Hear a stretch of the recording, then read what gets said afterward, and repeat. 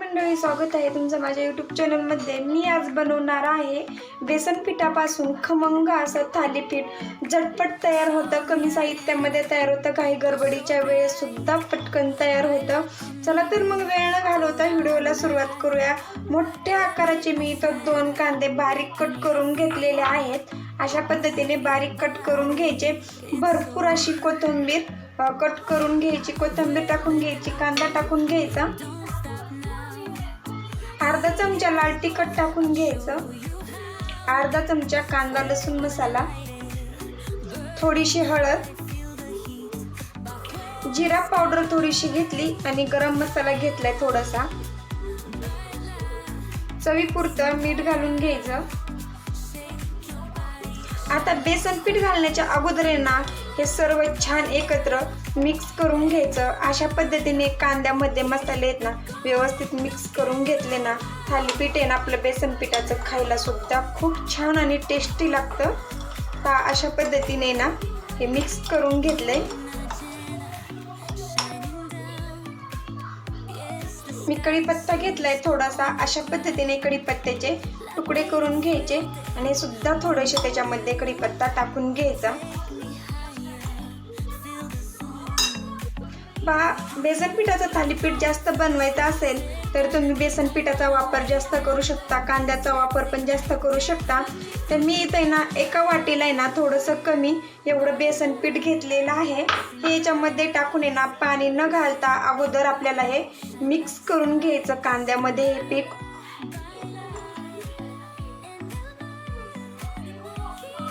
आणि आवश्यकतेनुसार आहे ना थोडं थोडं पाणी घालून हे मिश्रण छान मिक्स करून घ्यायचं। आपल्याला जास्त पाणी घालायचं नाही, थोडं थोडं घालून मिक्स करून घ्यायचं। आता हे छान आहे ना मिक्स होईपर्यंत मिश्रण मिक्स करून घेऊया। याच्यामध्ये तुम्ही टोमॅटो सुद्धा बारीक कट करून घालू शकता। मी इथं टोमॅटो स्किप केलेला आहे। छान आता आपण हे मिश्रण मिक्स केलेलं आहे। एक 10 मिनिटं आपण हे पीठ भिजून देऊया।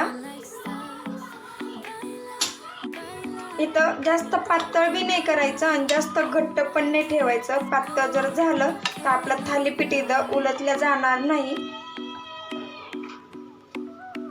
मी इथं घेतलेला आहे थोडासा ओवा घ्यायचा, थोडंच घ्यायचा, जास्त नाही घ्यायचा। आणि अशा पद्धतीने ना हातावर चोळून त्याच्यामध्ये टाकून घ्यायचा। अशा पद्धतीने ओवा जर टाकला ना तर आपलं थालीपीठाचा सुगंध पण खूप छान आणि खायला सुद्धा चविष्ट लागते। अशा पद्धतीने ओवा घातल्याच्या नंतर 10 मिनिटं आपलं पीठ इथं छान भिजलेलं आहे। मी इथं ठेवला पॅन गरम करायला। त्याच्यावरती अशा पद्धतीने आपल्याला अगोदर तेल लावून घ्यायचं, जेणेकरून आपलं थालीपीठ इथं खाली चिकटणार नाही। अशा पद्धतीने तेल लावून झालेलं आहे। आता असं थालीपीठ आहे ना एकाच जागेवर अगोदर टाकून घ्यायचं आणि नंतर चमच्याने ना पांगून घ्यायचं। अशा पद्धतीने जाड पातळ आपल्या आवडीनुसार थालीपीठ इथं बनवू शकता। तुम्हाला जर थोडं कुरकुरीत बनवायचं असेल तर इथं पातळ पीठ अशा पद्धतीने पांगून घ्यायचं।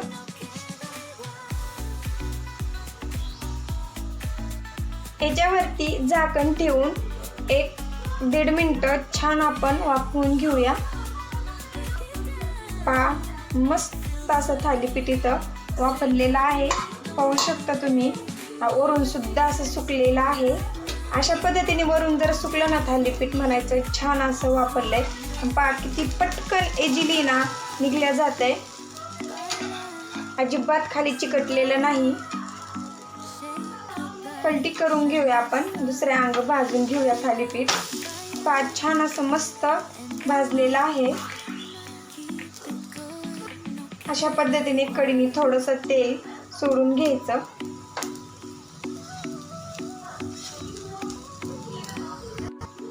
मस्त असं थालीपीठ इथं भाजलेलं आहे आणि मस्त असं कुरकुरीत इथं तयार झालेलं आहे, पाहू शकता। आता आपण एका डिशमध्ये काढून घेऊ आणि सर्व थालीपीठ आपल्याला अशाच पद्धतीने बनवून घ्यायचे। मस्त असे खमंग माझे इथं कुरकुरीत बेसन पिठाचं थालीपीठ तयार झालेलं आहे. पाहू शकता किती मस्त. आणि घाई गडबडीच्या वेळेस झटपट डब्याला भाजी वगैरे घरात जर काही साहित्य जर नसेल भाजी बनवण्यासाठी, अशा पद्धतीने टिफिनला थालीपीठ वगैरे पटकन बनवून दिलं ना तरी पण खायला खूप छान आणि चविष्ट लागतं. कशी वाटली माझी इथं थालीपीठची रेसिपी नक्की मला कमेंटमध्ये सांगा. पुन्हा भेटू अशाच नवीन नवीन रेसिपी सोबत. तोपर्यंत धन्यवाद.